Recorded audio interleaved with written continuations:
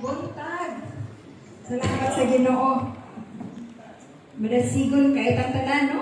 Praise God. Ako kay niya kahigayunan nga naabot ko diri. Ban sa akong husband, muapas sa to sila. Kay actually, tuaman siya nagwali sa main church. Ganina, unya ako, Pastor Ani, dito sa isa ka Madaogon. Karon, hindi na po sa lain ng Madaogon. Madaogon ba tamay zon? Hallelujah, salamat sa Ginoo. Maayo ko kayo nga introduction, pero ang atong paminamon, pulong yun sa Ginoo, no? Unsa kaay sa introduction kung walang Ginoo magdihog na to, di ba? Hallelujah, maligod ka, my son. Ang atong text ani nga buntag, taas ni siya nga verse, pero dili na nato basahon because we're going to read as we go sa pagwali sa pulong sa Ginoo. Pero anita alo sa pag-ampo, Ginoo, salamat sa imong pulong, dihugi ang imo ang alagad itago sa likod sa imong krus. Ang Espiritu Santo mo ay makikistorya sa among taliwala. Salamat Ginoo, abli ang mga kasing-kasing, ang mga igdulungog, among espirituhanon Ginoo, pagsabot Lord, buksi Ginoo. Yes. Salamat na ikaw lamang ang makigsulti sa among taliwala niya kabuntagon sa ngalan ni Jesus. Amen. Amen. Malingkod ta. Mark chapter 5.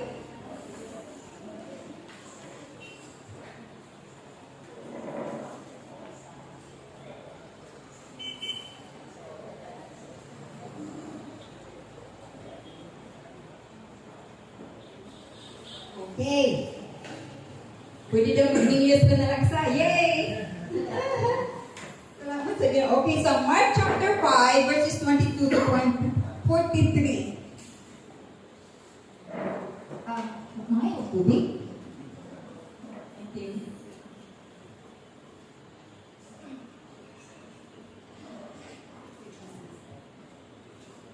Usa ni kahinubay sa usa ka tawo magingalan og si Jairus. No? Si Jairus, kung ano siya, kanang pangulo ni siya sa sinagoga o kung sa ato pa, pastor ni siya. Leader sa asa ka iglesia. Naa siya anak na 12 years old. And the daughter was sick unto death. No? Kalamatyo na ang iyang anak na babae. And then he heard na si Jesus, kapaingon, yung isukat sa danan. Yang giingnan, niyumpo siya. He bowed down unto the feet of Jesus. Niyumpo siya o nag-ingon, Ginoo, paliho, ayuha, uban ngadto sa ako paingon sa among puloy-anan o hikapa ang akong anak ug ayuha. So, mo ni siya ang first part nga nahitabo dinhi ulit. Nakita na to ang desperation.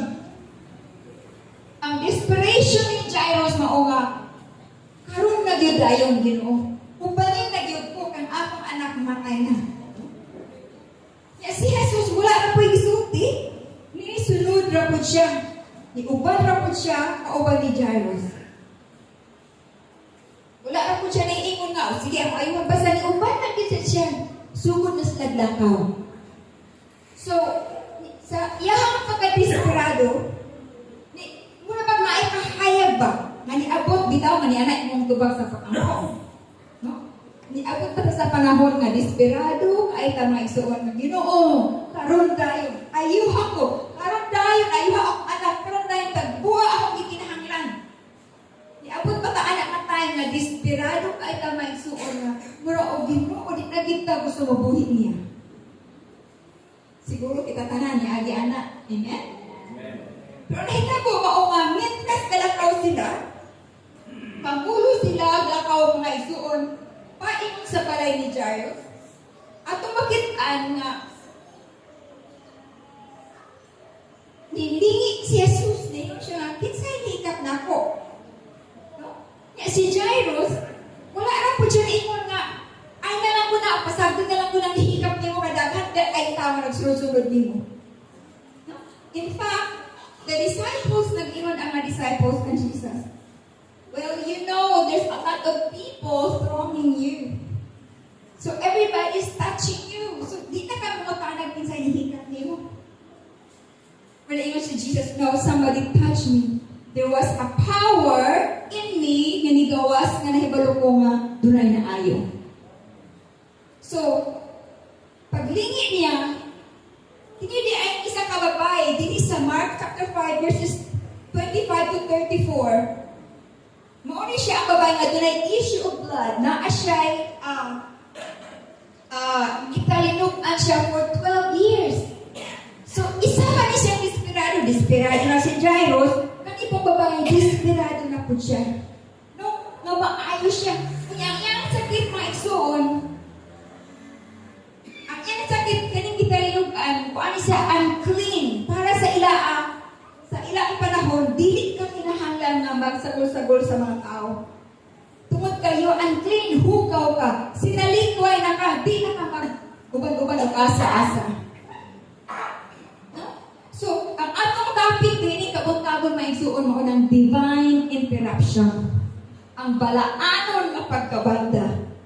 Kaya ato makita, nga bisan si Jairus, niuban na ni Jesus, dinhi na balda. Diabot ba sa iyong panahon nga naan ni balda ninyo? Kung sa man nahitabo sa iyong kinabuhi nga kinadaan ng kabaldahan na niabot. Doon na ba? Wala. Naabang mo diha? Kining COVID, mauni ang kinadaan ang kabaldahan na niabot COVID-19 tungod kanahitabo ni 2019. Diba? Doon ay mga plano nga wala na dayon. Doon ay mga biyahe nga wala na dayon. Doon ay mga construction wala na dayon. Mga klase gipang cancer. Mga simbahan gipang sirado. Apil na ng mask, apil pa ang kanang face shield. Kabalo ba mas di ko kalibutan ng Pilipinas like a face shield? Muna akong guwapo nga bana. Dr. Bruce Denton.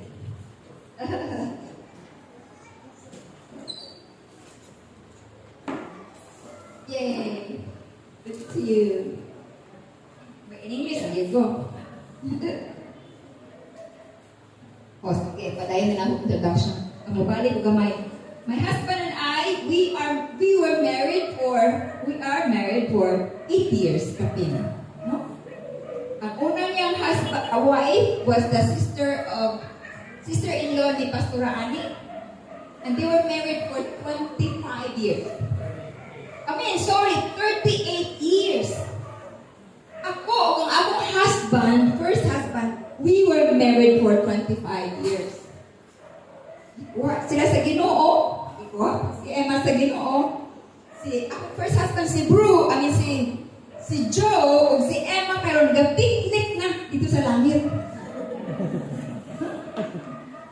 Pero ang puluhatong sa Ginoo, padayon. Giusami sa Ginoo, 8 years ago, di man ako i-relate ang whole story, kanya natatunga-tunga sa atong wallet. Wala pa tunga-tunga, sugod ko lang. But, si Bruce, si Emma, doon sa iduha ka anak. Tuwa karon sa Seattle, Washington. Ako po duha ang akong anak with Pastor Joe. Isa ko sa New Zealand na iduha ka anak. Akong isa nga anak ko sa Canada na isang anak. So, lula na ko. Na ako itulo ka grandchildren. So, si Bruce, mahimo siyang instant grandfather. Instant lolo. So, usay mi sa Ginoo aron nga ang bulaton sa Ginoo magapadayon sa gihapon. Amen? Thank you, Jesus. So, niabot sa itong mga panahon nga daghang mga interruptions. Parehas karon gisunod siya. Na-interrupta, no? Na-interrupta, no? Pero maayo mga interruptions, di ba? Kaya nga, no, ang Ginoo na may paghanay sa tanan. Pero ang lingon ganina dito sa first church nga, wala na ako planuha. This is not my plan to be here. Pero before I was even born, God has already seen today.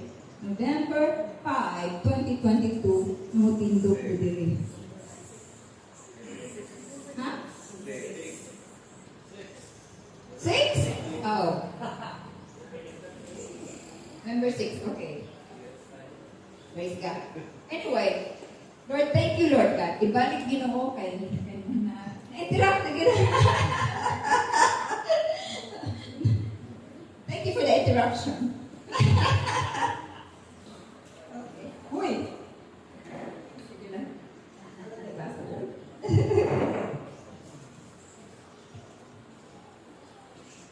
Okay. Thank you, Jesus. Thank you, Lord. Thank you, Jesus. So, kining babae, this lady, doon kay excluded siya. Doon kay mura o sinalipay na bitaw siya. Usahay, mubati o sige.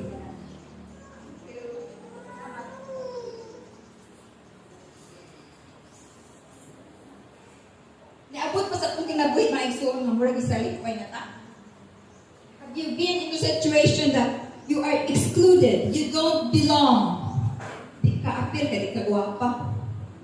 Di ka apir ka, wakay grado. Di ka apir ka, taga-dintura ka. Di ka apir ka, bugo ka. Di ba? Naapir pa naman mag-exclude ta. Siguro ni Agit anak, no?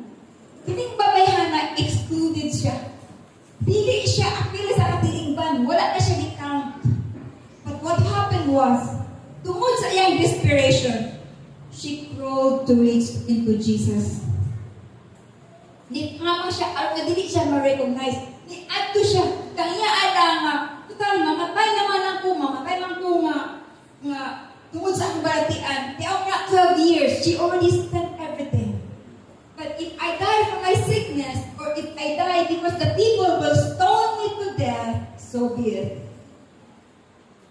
Kung mga igsuon ko na sa desperation, dili na makaingon nga, busy naman kay Ginoo, di na lang kumaadto. Ako na lang yung ayong-ayong. Ako na lang ani Lord kay busy man kakaayo. O Ginoo, wala na magigipaglaong, binihin na lang dito. I just let it be. Pero kini siya, this woman na igsuon, tungod sa iyang desperation, ingon siya, sid-sid lang. Isang sid-sid lang. So sa atong mga kinabuhi, kung naangat sa tumoy sa pisi, hinaot nga ka ng tumoy sa pisi ng inyong gihawiran, sid-sid na ni Jesus. Kay bisan sa sid-sid, adunay kaayuhan. Bisan sa sid-sid, adunay transformation. Because God will respond into a touch of faith. Into a call of faith. Kumutawag ka, sa akong pagtuo mga igsuon, naa siya nga mo, naminaw ni mo, naa siya mutubag sa iyong mga pag-ampo. Naa siya, dili ka niya labyan. Maingon si Orga nga, ulti mo ramang ko, labyan na ko nila. Ulti mo ramang ko, si pastor di ko galamanuhon. Na ulti mo ramang ko. Nalimutan lang. Di ba? Una-una, dili ka labyan ni Jesus. Amen? Jesus will not pass you by as long as you will call on to Him by faith. With faith, pagsalig o pag-ila diha kaniya. So, atong tanawon na kini siya sa dihang hikap siya, na ayos siya, pagka-ayos sa babae, doon na dahil gitawag, nahitabo din hikalap ng Jairus, there was this pain of interruption. The pain of interruption, mauni, niabot ang kasakit tungod kay.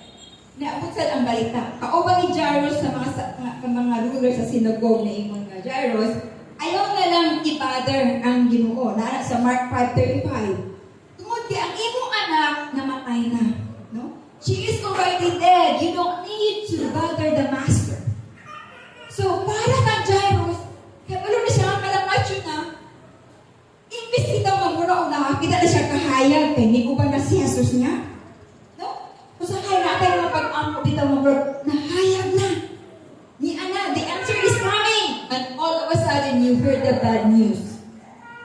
So when he heard the bad news, ako na-imagine na iya lang yung giluong o gibako niya sa tago. Dalang niya sa tago, di ba?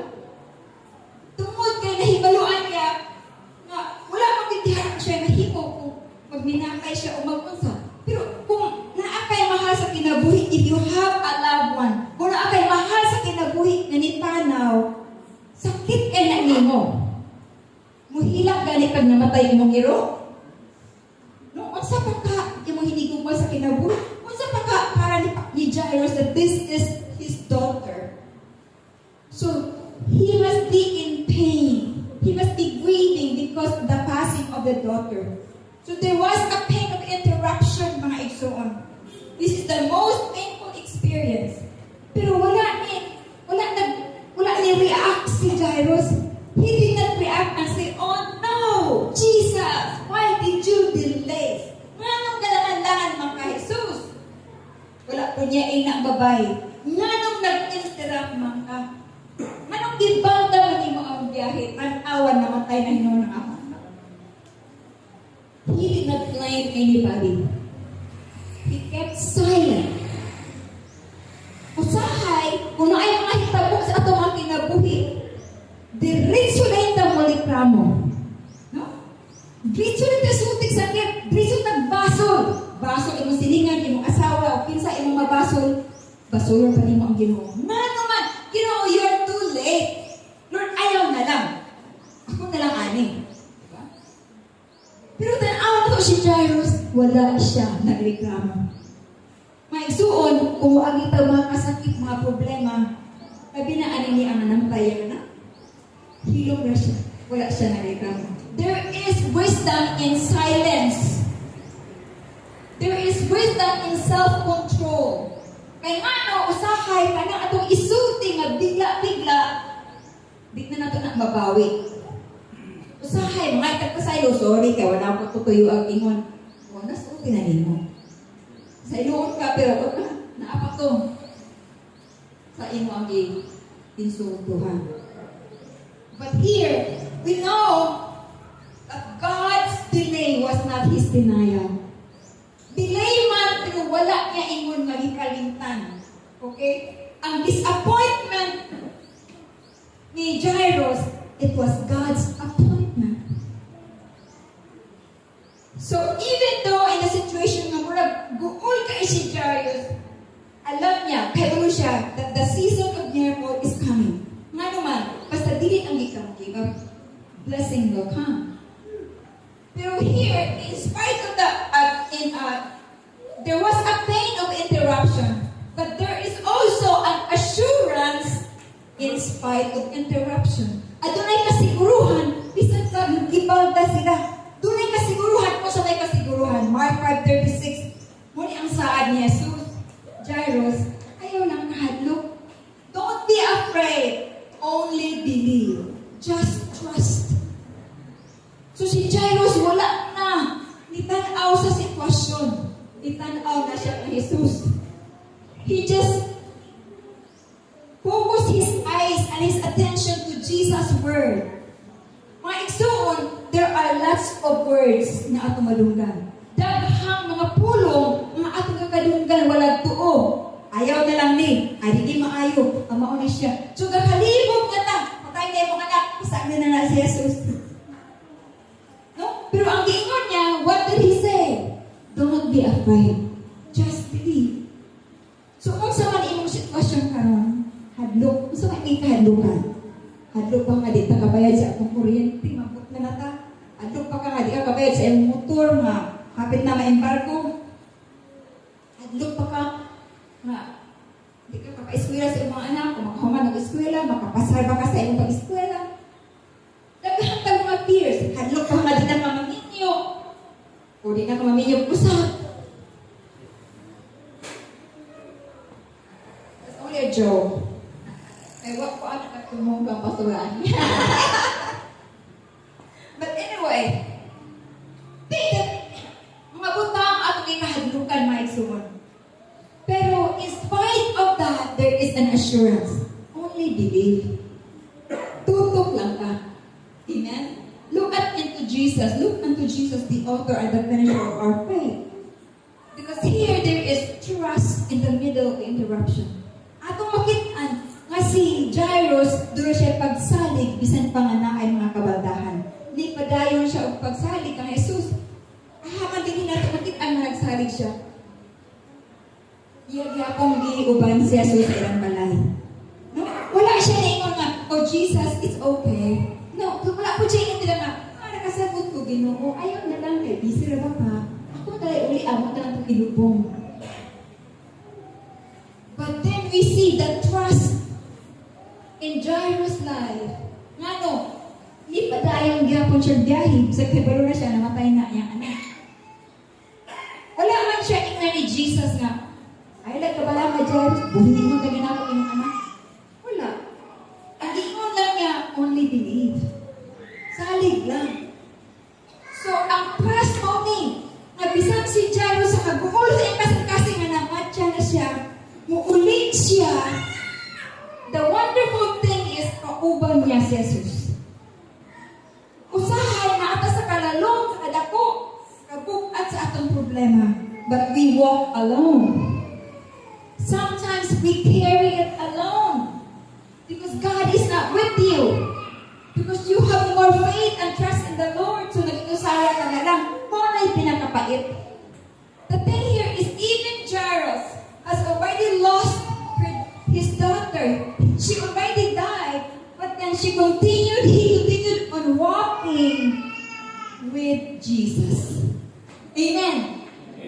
Wherever you are, how dark the road be, how long the night be, walk with Jesus. Don't dare to walk alone. It's hopeless to walk alone. But if you walk with Jesus like Jairus, na-build up ang iyang trust. So here, sa trust ni Jairus, pero pag abot nila sa balay, okay?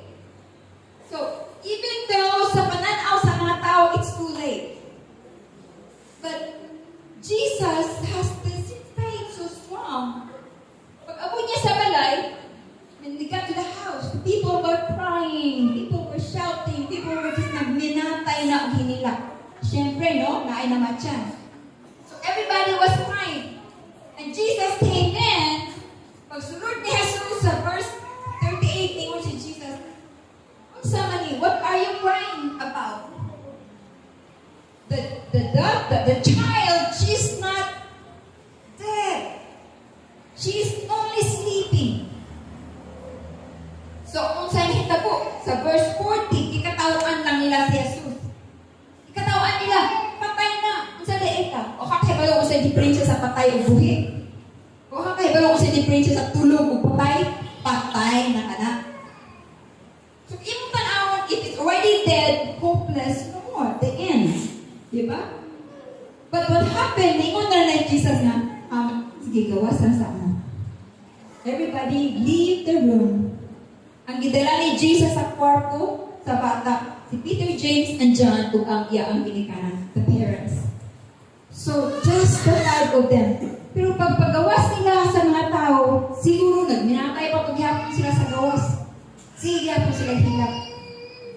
But Jesus walked into the room. Kung sa iyang giingon ni Jesus. Ingon lang siya, little girl, arise. Bangon. Wala siya naghimok. Dako ay masin. He did not examine himself and say, everybody look at me. I'm going to do a miracle. You know? He did not say like, dead lady, wake up. No. It was just a small voice. Iya siyang tingnan mo bangon, and then the girl went back to life. Nabuhi with just a word. So did he automatic, and there is, a reward if you persevere during interruption.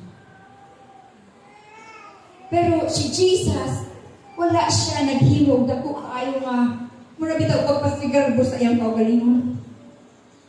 Do you know nga, ang atong mapag-ampo, even the quietest cry in your heart, God hears. Even your simplest prayer, bisag ka simple sa imong pag-ampo, upang sa pagtuo, madunggan sa Ginoo, paminawon sa Ginoo, tubagon sa Ginoo. Di na kinahanglan isingit-singit pa. Di man bungol ang Ginoo, mga igsuon. Dunag sa kabata ba? Ampo siya kay happy na yung birthday. Ginoo! Gusto kong bisikleta sa akong birthday. Kinundan niyang mama nga, hinay-hinaya lang dong kay kanang adong bang Ginoo, dili man bungol ang Ginoo. Ingon taon ang bata, lagi, pero bungol man si Lolo. Si Lolo dahil. Sa na ito inapuan ba? Adong-adong, upang arang wake up sa ginawa mo. No? Hinala bitaw sa akin. Pero sige lang. Sige lang kayo. Suon ra mo tatanan. But, Jesus just say a word. Your word has power. Your word has prayer. Ang bungol si Satanas. Muna ang atong singgitan. Kung musinggit ka na, be healed in Jesus' name. You're not shouting to the child. You're not shouting to God. You're shouting to the devil. Si Satanas mo imong isinggitan. Dili ang bata kay maayo lagi na. Dili ang Ginoo kay nakadungog siya sa gini mo singgitan. Amen? So, I have a little story. Last July, doon na may family reunion. Kapag kumangkot na namin, ako mga anak from 5 countries na reunion ni sa Cagayan. Kunya, at rin is dahilayan. Dahilayan natin diri, di ba? Kanang dahilayan mo, maday isa ka na sa mga very popular destination. Anak may Cagayan, may suruyan din eh. Dahilayan din na, number 1. Bukid yung pag-yun, silingin ra ninyo. Di ba? So karon, we were planning, the plano ni Ogados dahilayan. Monday morning, mga tumi. Pagtanaw na ko anang Sunday evening sa weather, sa weather. Sa tempo, naama na sa app, naama na sa internet, ilang kusultihan, umuulan mo init. Pagtanaw na ko, 90% rain, anang alas 11 sa buntag. So, ako biginan sila, laulan man, mo dayon ka, mami. So, we drove from Cagayan de Oro to Dahilayan. 15 minutes before we arrived Dahilayan, ningit-ngit ang clouds. It went dark, and then the rain started pouring. So, I was just sitting at the end of the chair by the window sa sakin ng samuban. Ako lang istoryahan ang clouds o ang rain. Ako lang ihunghungan ito. Uy, kada pinigsa mo ba? Mag-enjoy sa amin. Rain, in Jesus' name, just move away. Clouds, just move away. Instantly, the rain stopped. The cloud parted. Nihayag ang langit. Wala nihayag ang adlaw, pero nihayag ang langit na walay night clouds. Until we arrived Dahilayan. When we get to Dahilayan, twice, sabihan na anak sa mga rice, dahil ay mga rice, no? Twice. Ay, ngit na po. Nagtaliksik na po. Then I say, okay, nag-istorya na ka, nagsabot na ka. Okay, daprin lang, nagsabot na ka. The rain stopped. 3 times, I told the rain stop. 3 times, I told the clouds, go away. It parted. Ako to? No. It was the power of God's word. It was the power of faith. Kaya balong mo na ako mga experience ng mga iyong anak. Mga ginagmay mga butang, kihimo sa Ginoo, bilagro na di ay ito. Just like Pastora Ani, she told me a story gabi na. Nagbiyahe sila with Pastor Raquel. They used to travel by motorcycle because there is wala pa sa kinansa una, no? From Cagayan, paingon sa Valencia. Pag-abot nila sa Don Carlos, may pula na. Ang Kisulon, may pula na ang kanang radar sa gas kay puro na ilang gas. Asa man ka? Salig! Ako! Yan po nila nga paabot ni sa Valencia in Jesus' name. So from Kisulon, paingon sa Valencia, pula na ang gear sa gas. Niabot sila. Di ba milagro na may son? Na ay milagro ang atong mga pulong. If we trust the Lord, God can perform a miracle. And even here we see that God turned the pain into a miracle. So when we encounter situations, my reason we have to trust God's plan, not your pain. We have to realize that God is not punishing you. God is only preparing you. Because God is about to do a greater miracle. We see that here at the reward, nabuhi ang bata, iyahang gihatag sa mga ginikanan, itindog. And he had shown himself strong. Of course, nahilog na sila hila, nahilog na sila og di-ay ng Jesus, no? Pero ato makitaan may suon that with God, all things are possible. You can speak into a situation in your life. Naabatay sitwasyon na abi nato death na, abi nato hopeless na, no? So, pero kinibigang COVID atong tanawon na daghan siya kayo og kabalda gihimo sa akong kinabuhi. Ang tuyo sa kaaway, the devil came to kill, to steal, and to destroy. So, aning tulo, daghan mapaagi that the enemy has been successful. He has killed a lot of our friends, family members. No? Through COVID, of course, time na din po nila, pero may inon man nga, wala ni COVID, buhit mo ba si iya or si akong iso or buking sa nila. Anyway, the devil came to kill, to steal, yung kawatong imong kalipay, and to destroy. Gusto niya ngayon, gugupon ang pamilya, gugupon ang church, kaya ang church di pang sirado. Gugupon ang mga relasyon, you know? He wants to destroy their relationship. Even sa mga churches, di ba? Oh, are you vaccinated? Vaccinated. Oh, nabakuna ba ka? Hindi ka lingkod. Wala kay bakuna, you're not vaccinated, you sit on this side. Gusto niya nga i-divide. Dili ka vaccinated, what's wrong with you? Because that's the term the enemy wants you to use to be condemning people that are not, you know, confirming to you. But the good thing is that the enemy comes to kill, to steal, and to destroy. Pero sa inyo ni Jesus, but I have come to give you life and life abundantly. Amen. Life abundantly. Dili lang nga magkinabuhitan na magsaguyod, mga igsoon. Dili lang nga magkinabuhitan na taghap ko ka, mga igsoon. Ang plano sa Ginoo nga magkinabuhitan into a life abundantly.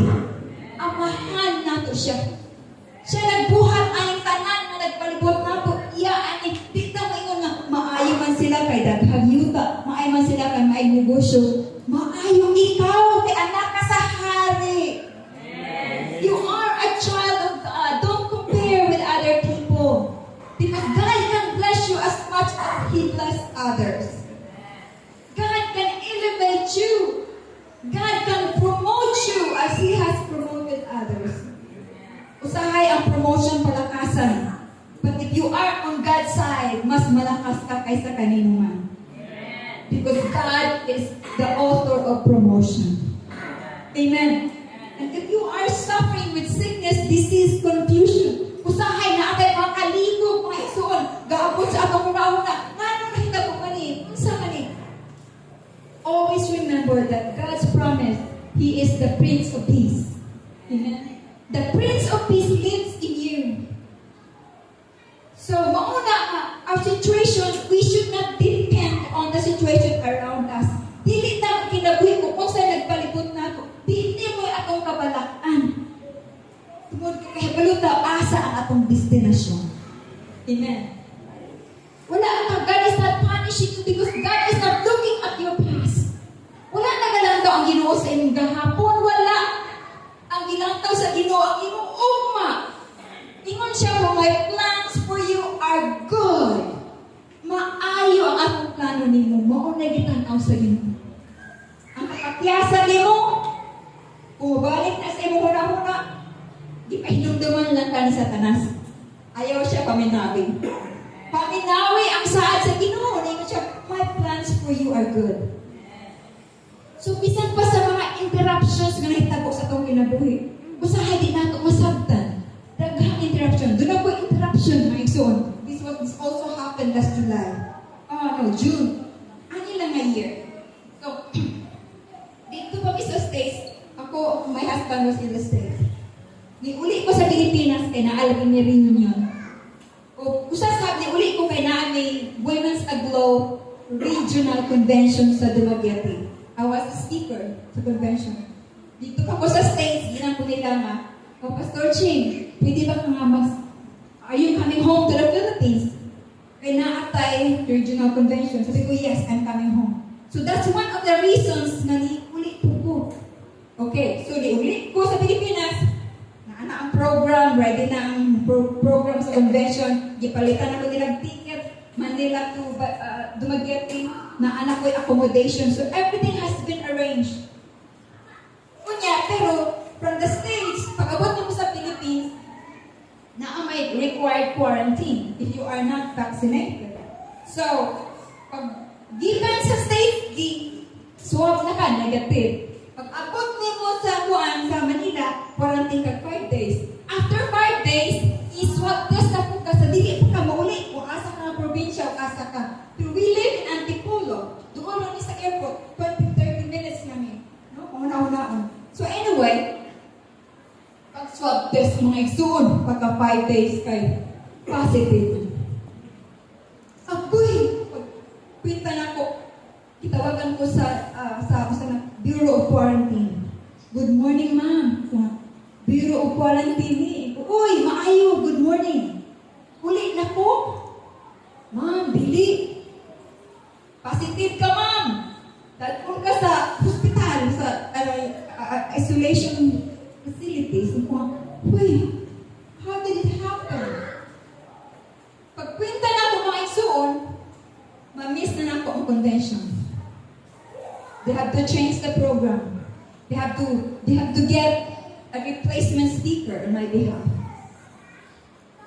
At the same time, I was asking God, "The Lord, I don't know what's going to happen, but I know that you have a purpose." Naakay ka kuyuan, Ginoo. Kuha ko ambulance. Kung ganong ambulance man, ayaw mang kuglawas. Ako nga, ambulance ay guwang-guwang, di ba? Ako ina ang driver, "Sir, ayaw lang guwang-guwang kay dili man may emergency." Magguwang-guwang ta, kay di ta magguwang-guwang, di ta kaabot. And then, naamay dalan nga paingon sa amo, ay ko, "Sir, tuan ang dalan sa amo. Dito na lang po paingon, sir." "Ma'am, dito ta sa hospital." Pag-abot dito may suon, the hospital was just a container van. Nagkakaw sa dagat, kanang container van. Gitagpi. Imunani ka data ako sa kaban mo. One van is as big as this. Sumpay. Sa usa ka van, na ay mga beds, na ay mga kanang kuan, sa tawag ana, ang tawag isa ka van, isa ka ward. So naakay bed number. Gibutang ko mga igsoon sa entrance. Sa first bed, akong gibati na I was a gatekeeper. I-plaster ko sa Ginoo as a gatekeeper. Kunya, tungod pero wala sila supply. Wala tubig, wala tualya, wala isa. Ikaw tanan. So I have some friends, mga relatives, silang Pastor Arnie. Taabang sila, padala sila o Gcash, ang mga makapalit o grocery, ang na ako'y supply. Ang mga kauban sa Manila, nagpadala o hapon. Nagpadala ako tualya. No? So, tungod ka na anak ko Manila, Gcash, nag-order ko daghan kayong grocery sa SM. Delivery lang. Dili man ihagod sa inyo. Taman ra sa gate. Kuha ko ng sa guard. I-deliver. So, ang akong bed na isun, puno o grocery sa ilalong. Wala ko grocery store. And then, kada adlaw na ay moabot nga isa ka pasyente nga positive, isa duha, musulod. Inig-sulod nila mo agigil sa ako. Pag-agin na sa ako lang pong inon nga, welcome. Yang ilang mga mata, naniga kay, suko. Mga bitang pinungalang ni amak ko din eh. Humana ko 45 adlaw. Nya, karoon na anak ko 10 days. Uli na ako, why am I here? So everybody is confused. And they were upset. Then ako din inon nga, hawak sila o papel. I said, do you know where your bed is? Wala. Ako, ali, akong taong, maon ng papel, akong giyahan ko, dili, maon na yung bed number. Hindi ko dahil sa, wala'y bangko, lingkod sa bed. Nya na kay tubig. Nga naman di ay, wala na sila tubig direct. Sige lang ha, mabalik na ko ha. At tuloy ko, buot din ko sa akong mga supply. Tubig, cracker, kape, sabon, shampoo. Ma'am, yara imong supply for the day. Naade pa hantag sa hospital, may na lang. Ma'am, supply na gikan ni Jesus. Jesus loves you. Pahiyong na rin og suko. So, kanang 10 days, magibutan ko sa Ginoo dito, I was able to sit down with them. I was able to help them. I was able to minister with them. I was able to pray for them. I listened to their stories. Kadaghanan sa akong roommate, lain man ang word sa mga babae, lain ang word sa mga lalaki. Kadaghanan nila, majority nila are domestic helpers from the from abroad. Okay. Mga domestic helpers na kaulit. Kadaghanan sa ila went through abuse. Doon ay duha nga ni ulit nga bumpis. Doon ay isang nagpakita na madaghan siya pasa-pasa, ay gikaladkad siya. Doon ay isang niampak sa buho, aron nga makalayas. Doon ay isang baligya na, kay aron nga i-traffic, nakaikyas. Tanan sila na ay mga istorya. So, hilang po apil nila paghuman magpangpok ni. So, for the 10 days I was there, mga igsoon, 11 ang gidawat sa Ginoo. 11 came to know the word of the Lord. So, bisan of I was interrupted. Bisan of I felt like I was canceled. But the thing is, God has a plan for these people. Ito mga 100 ladies na to as a globe, mga Kristohana na to, mga leaders na to, nakailan na to sa Ginoo. Hinay adinhi, mga desperado. Wala ka na sila kwarta, i-community pa ulit sa ilaan. So I felt with them, I cried with them. How much more the Lord, you are touched with them, with their feelings of infirmities. He was touched, as He touched me also. So mga igsoon, mauni, kung unsa man ang interruption na niabot sa imong kinabuhi, maybe in the past, or maybe in the future, God wants to be with you. God wants to prepare you. Aron kay balungan, naalag yapon siya. Naa siya katuyuan. Siguro in the present situation, wala tayo makitaan na maayong, there's nothing coming out from this. When you look at the situation, it's hopeless. When you look at the situation, it's, wala na ipaingnan. But God can speak life even into death. Even in death, He can speak life. So kung imo tanaw nga patay naman nga relasyon, patay naman nga sitwasyon, patay naman nga wala naman ko ani paglaom, the Lord can resurrect that and bring that to life. Patay naman nga negosyo, the Lord can resurrect that and bring that to life and prosper it. Just trust Him. Ang mga interruption, ang mga kawaladon, mga igsuon, wala tatago sa Ginoo. Nothing is hidden before God. Everything, He knows everything, He sees everything. But the devil comes to destroy you, but the Lord comes to lift you up. Kao kita, bless kita nga mga anak sa Ginoo. Amen. Bless ka ita. Kaya nga ay puro mamudasig na to. Manang uba nga walay paglaong mga pag sa tulay. Hallelujah. Kita dili mo ang pag sa tulay. Amen. Mulungsod ang paingon sa sabakan sa Ginoo. Araw na makahawid ka sa iyang sit-sit mga igsoon. Just for Him. Just for us to be with Him and for Him to bless us, to reach us. You know to me, God will not forsake you. Dili ka isalikwa sa inyo. Buhikon sa Ginoo ang mga sitwasyon para nimo hopeless na. Because that is God's promise. Do not be afraid, only believe.